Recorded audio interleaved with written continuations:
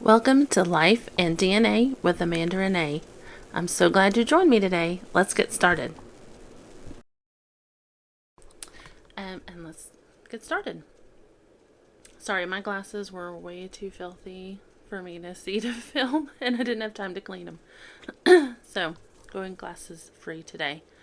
There's a couple of things I wanted to talk about. I'll give a quick update. Today was my semaglutide, however you want to say it, my 6th shot, and so my 6th weigh-in. I lost 2 more pounds, so officially 10 whole pounds down. I've actually made my first goal of getting under a certain number that I haven't been under since right after my son was born, and so that's exciting.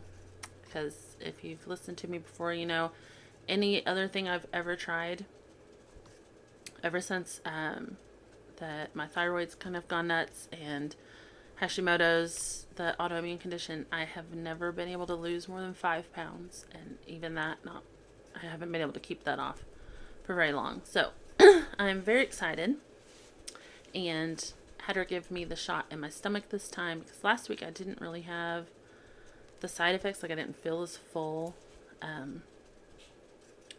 which I mean was okay, but I was scared I wasn't going to lose anything, so I was excited that I did, but I had to give it to me in my stomach. One, because in a few weeks I'll probably have to give myself one of my shots, and 2, just so that I don't know why putting it there does something different, but I instantly felt something this time, so I'll probably have her do that for a while. So that's that update. 2 things. One, I do want to touch on narcissism again, just because right at the moment it's something I'm having to deal with that I don't like to deal with. And 2, the reason I'm having to deal with it, we homeschool, and we're planning our daughter's 8th grade graduation. I know not everyone celebrates that milestone. When I was in public school, we did, and I had an 8th grade graduation and gave a speech and all of that. And I wanted to get to celebrate our daughter and her achievements. The past couple birthdays were special birthdays, and we didn't get to celebrate them the way that we wanted to with her. It just didn't work out with her friends the way that she wanted, and so I wanted to make sure and do something special for her. And so we've been planning that and working on that. Thankfully, our church has allowed us to use their auditorium, and my sisters are driving in, and most of the family is going to be there. So that's going to be great. And I've had to write a speech, and I'm going to have to give a speech. I haven't had to do that in decades, so that'll be interesting. And we got a little slideshow that she put together and did a really good job on, and then she's going to give a speech. And then I'll present her, and she'll get her diploma, and my husband will hand it to her. So it ought to be nice. Then we're just going to cook out at our house and have everybody over and hopefully have lots of fun. But where the narcissism comes in is because we left it up to our daughter whether she wanted to invite my mom and stepdad and my brothers, and she did, of course. And so we'll have to deal with my mother. Yeah, so I just wanted to talk about that a little bit. Again, now that I know what to look for, I see it, especially in TV, I see it everywhere. And then, like I mentioned before, with, what is her name? Her name just totally Lindsay from Summer House. I've now seen the other two parts of the reunion, and oh my gosh, like, it's so obvious. It's so obvious. She just cannot see her part in anything. Like, everyone else sitting there could see, like, their relationship was crumbling, and that Carl was afraid to even bring anything up to her unless he had, cameras there. And, Andy Cohen even stressed to her, Carl doesn't have the authority to get the cameras there. Like, that's production. That's their call. They did that because of what they saw through the season. And that's why they were there that day. And then your relationship just fell apart because it was falling apart. And she still just could not own her part in it. It's crazy. So all of that, and then a phone call I had to have with my mother. Every time the phone rings and it's her. And that's sad. I hate that I feel that way. I hate that this is my reality now, that I have to feel that way every time I see that my mom has texted or called. It's worse when it's a phone call.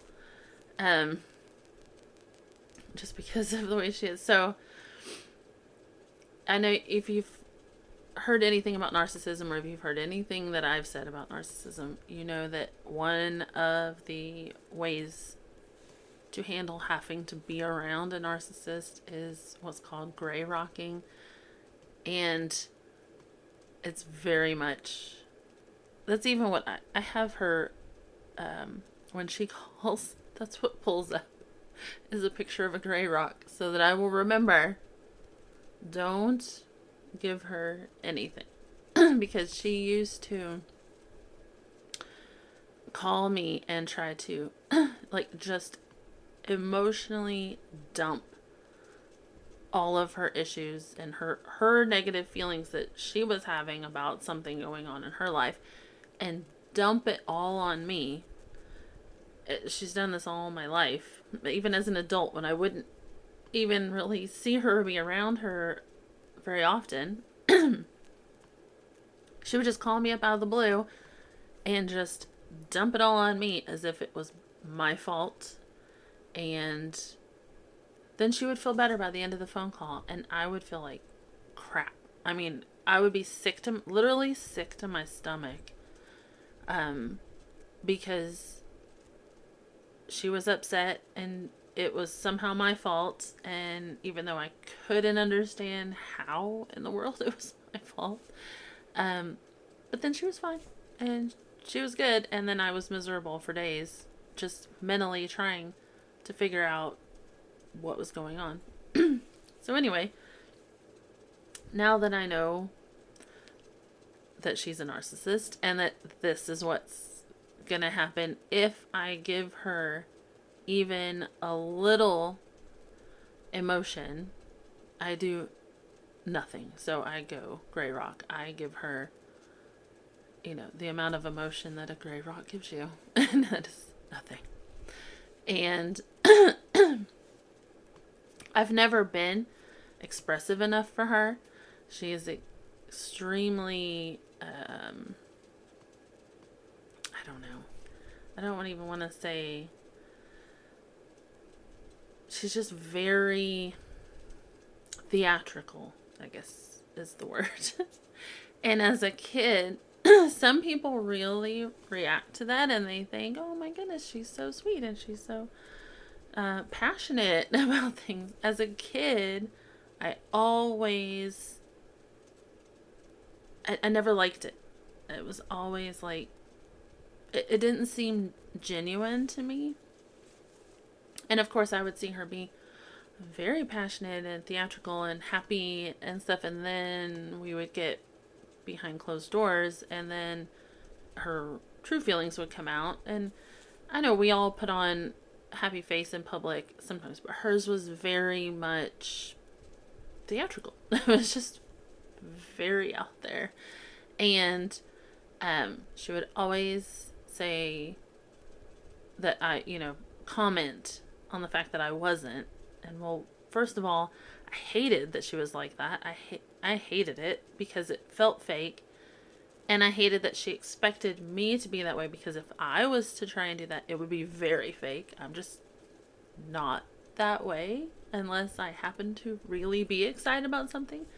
I'm not going to get excited over every little thing that happens. It's just not my personality. So she would tell me I'm more like my dad, and she would mean that as an insult, because she didn't like that my dad wasn't emotionally expressive. And the older I've gotten, the more I am extremely thankful that I am more like my dad that way. My dad is very laid back and honest and dependable, and she is none of those things. And so I'm extremely happy that now, to be compared to that. But anyway, in the phone call, a couple of different times, I got, she let me know that she wasn't happy with my reaction. Of course, that's never how she words it, but I don't care anymore. Used to, I was like, oh, then I would have let it guilt me into reacting a different way, or no, I'm just busy, so my mind was somewhere else. Nope, I don't care, because she was telling me about my 28-year-old brother, or he'll be 28 in a couple months, that still lives at home with her, has a job with my stepdad, so doesn't make a lot. It's not really a career, and that his cat died. Like, one of many. Like, they have a lot. It's the one I guess he liked the best. And I was just like, oh, that's sad.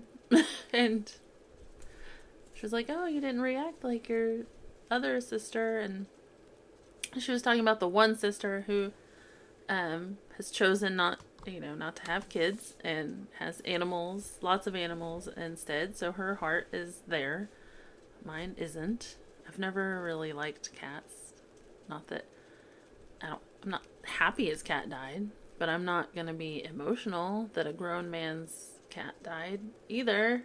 So it was just one of those annoying things. It was like that narcissists do to, like, oh, you didn't meet my standards in your reaction. And I was like, oh, well, guess I'm like dad that way, because my dad doesn't care for cats either. So it's like, yeah, I don't really care don't get me wrong, I love animals, but I wasn't giving my mom anything in that moment at all. And so I even probably downplayed how I would have felt if he would have been the one to tell me in person that, his cat died. Honestly, his feelings about it, because he isn't very emotional either, his feelings about it probably weren't as dramatic as what she was trying to portray either. Yeah, so it's just sad. So, I have a favor. If y'all could pray for me and my husband and my kids and my sisters and my dad, because we have to be around my mom and her little flying monkeys, my stepdad and my brothers. If you could pray for us, I would appreciate it. We're gonna need it. We should only have to see them just the length of the ceremony, but yeah, it's a struggle. And yeah, so I'd appreciate that. That would be awesome, because I want my daughter to enjoy her day, and I want her to feel like it's about her and not at all about my mom at all. I don't want myself or anyone else to react in a way that's going to take away from our daughter's special ceremony and her day and her time. So I'm hoping that it all goes well. And yeah, so if you could pray for us, I'd appreciate it. That'd be great. So yeah. Have any of you ever put on a graduation for homeschool? If you have, and you have any tips for me, I'd appreciate it. If you could email them, my email's in the show notes, or message me on Instagram, I would appreciate it, because I've only ever done the kids' kindergarten graduations, and those we just had at our house, and just did a little something here. I've never done anything quite on this scale, and in 4 years I'll have to prepare her big graduation, and I'm kind of getting sad about that. I thought it would take forever just for this graduation to get here, but I know the next 4 years are probably going to fly by too fast. And at that same time that we're graduating her, we'll be graduating our son from 8th grade at the exact same time. So that's going to be a really hard time for me. Exciting, but hard. And so any tips you have for that, I will keep and save, because it's going to take a lot of planning for that one.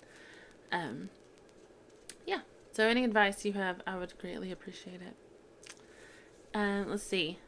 Next week, I'm not 100% sure what I'm going to talk about. I need to do some genealogy. I keep trying to get on and doing a little bit of something, but I've been having to plan this graduation. So that's pretty much been my focus. I might post some pictures from that day on Instagram, let you know how it went. But yeah, I will think of something, and I will bring something. Hopefully it'll be more I don't know, exciting to you than this was. But I hate talking about my mother and narcissism, but it's almost therapeutic for me to talk about it. I don't really get to talk about it a lot. My sisters will talk about it some, but my husband really hates talking about my mom, and so I don't really get to talk about it a whole lot.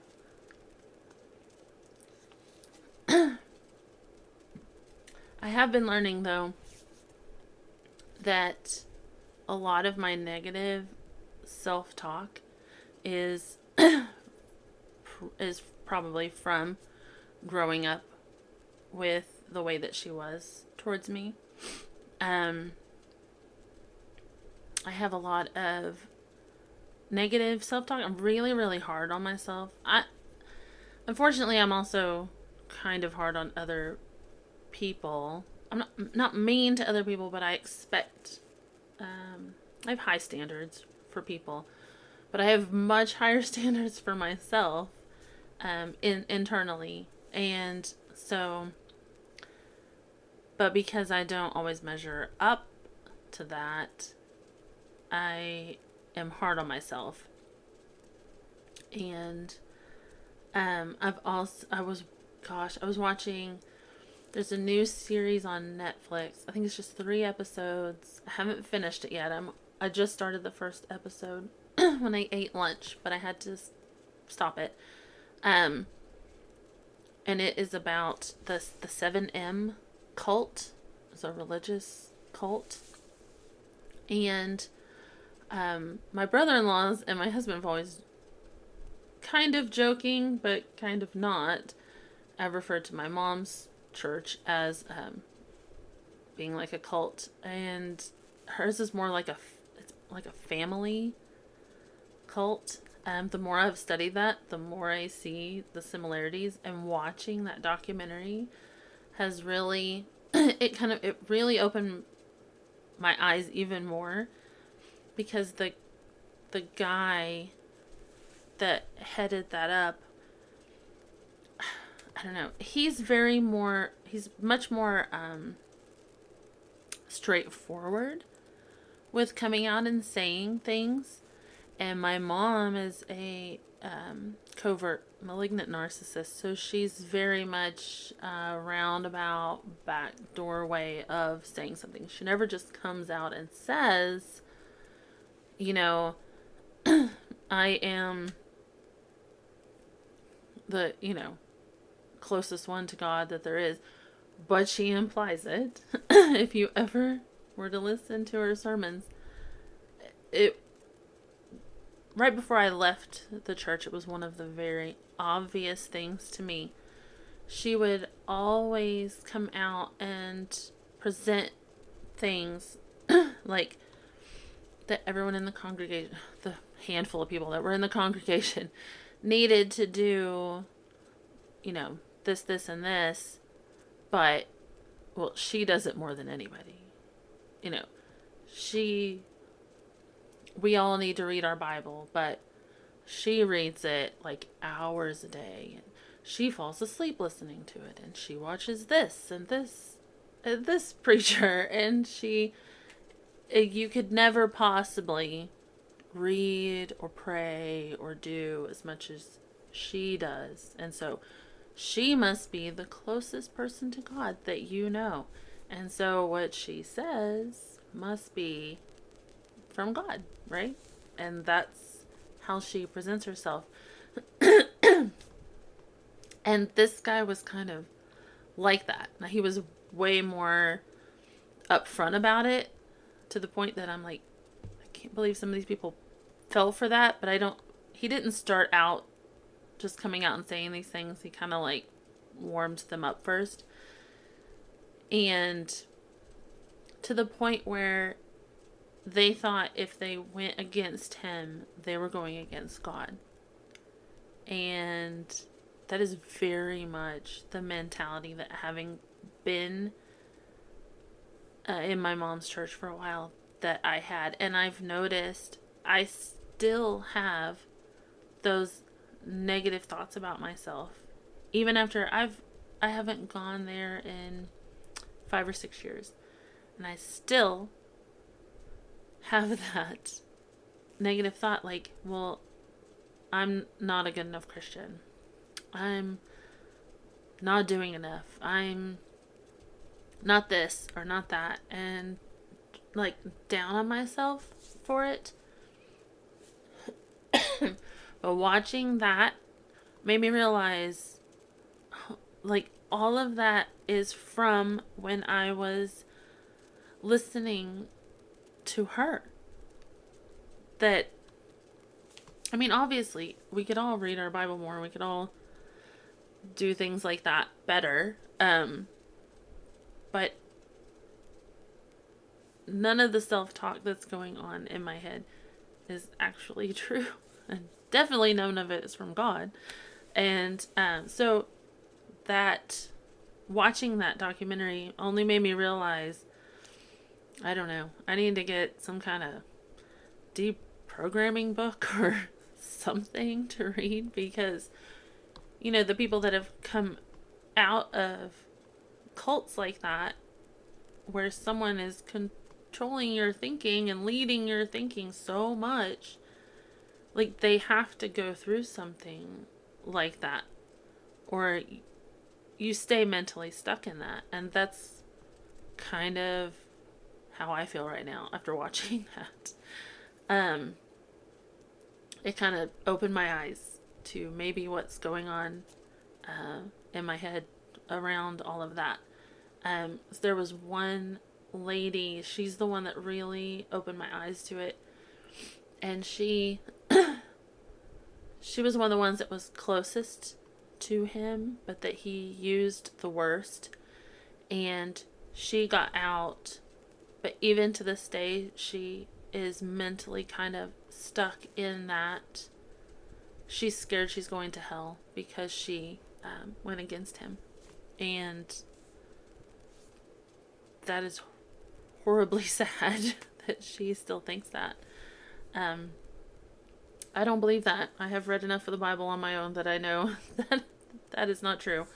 But I do know, based on just how my mind works, that there's probably some work I need to do there. Yeah. So has anybody ever dealt with anything like that? I'd love to hear from you, because this is all, even though I've been dealing with it for a few years now, it's still very new to me. I've never dealt with anything like this. Never thought I would have to deal with anything like this.